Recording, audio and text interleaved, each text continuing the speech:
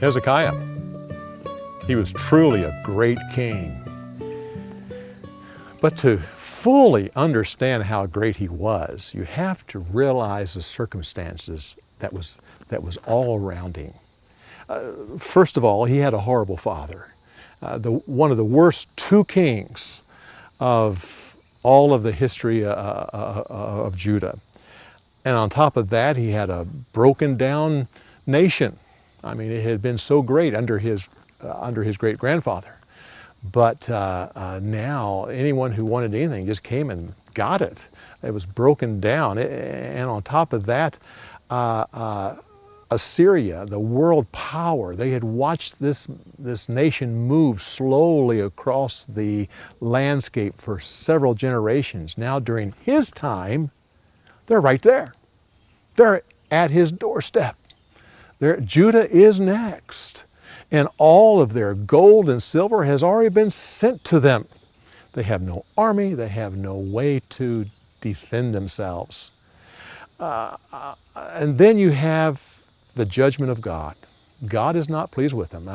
They closed his father closed the temple. He used actual instruments of the temple to be in the altar of his false god. And then he was involved in child sacrifice. God's anger was against Judah at this point. That's the situation. That's when Hezekiah becomes king. Well, he had certain things going for him. The main thing going for him was his mother. Abijah was her name. It's the only first time in Scripture where I have some indication that they may have actually used nicknames, because it looks like she was called Abby, or A-B-I, that's how we would say it. But Abijah was his mother. Now, Abijah comes from a family of godly people. Her father was Zechariah. Zechariah was the personal counselor for the great king Uzziah. His daughter married Hezekiah's father, that awful king. She more or less protected him. She was a godly woman, educated him, but protected him.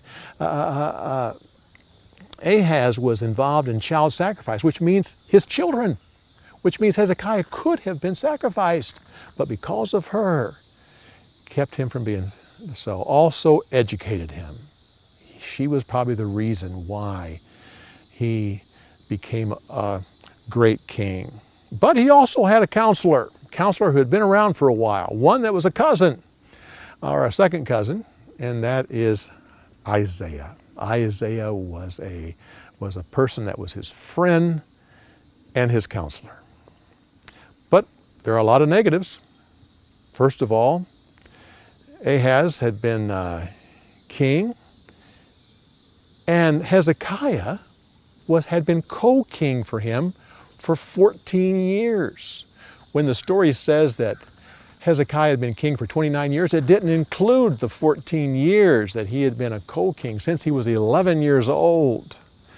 And during that time, he had watched the destruction of Israel, all of the refugees coming down from the north, telling about what happened. He had watched Assyria dominate. He had watched his kingdom sacked, his brothers killed. Well, what do we learn from Hezekiah?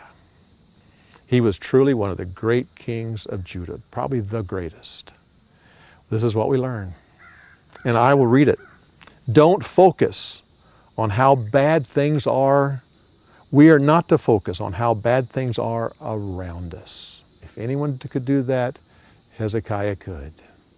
We're not to focus on how bad things are around us. No, instead we're to focus on why God put us in the middle of it. If everything's bad, then why am I here? Does God have a purpose? Hezekiah points out that possibly so. He was the right man for that job. He was one that could be put right in the middle of it.